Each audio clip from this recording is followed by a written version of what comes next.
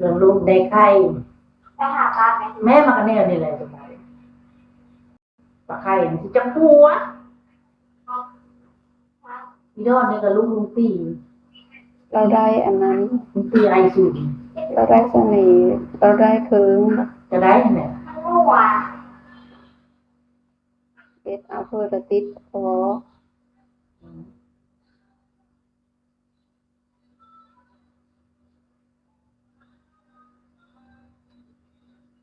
มังคอมังคู่ที่จะตัวนึง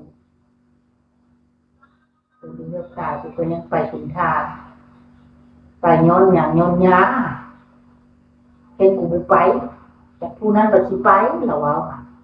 มึงต้องไปเราเอากูยังไปจำได้จ้ะกูดีจำได้ไปแล้วค่ะผู้นั้นก็ว่ากูนี่ก็ว่าแล้วก็มาเนาะมาเขาซื้อขี่เขาตรงโป่งมากูตาแล้วมันนี่ซื้อขี่ไปตรงโป่งมาให้กูไปช่วยกินใส่กระโต๊ะเพราะว่ากูช่วยกูนี่แหละฉะนั้นมันจะกูจะแตะของกูดีวะกูจะแตะไอ้ดีกระโป่งกูจะแตะไอ้ดี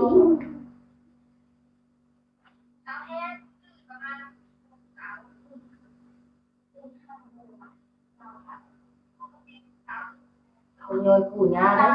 โค้งโอ้จะอยู่ได้ฮะสปาร์ตอยู่เนี่ยบริโภคเป็นโคเมลแบบเครียดโคเมลแบบดูไปใกล้แล้วก็ตัว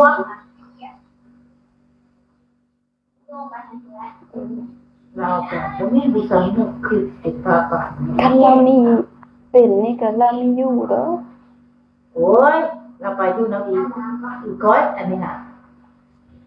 เราไปอยู่เลย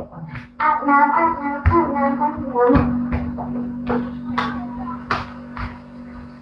เราบริโภคอยู่ในเฮือนนั่นเลยสวรรค์จะลงโทษเลยไว้เป็นไว้เลยจ้ะ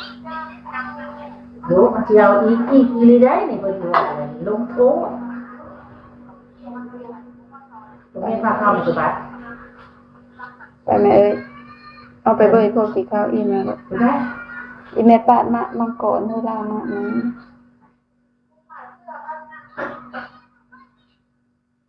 เราบริเพลงเราบริหารครอบครัวผ่านมา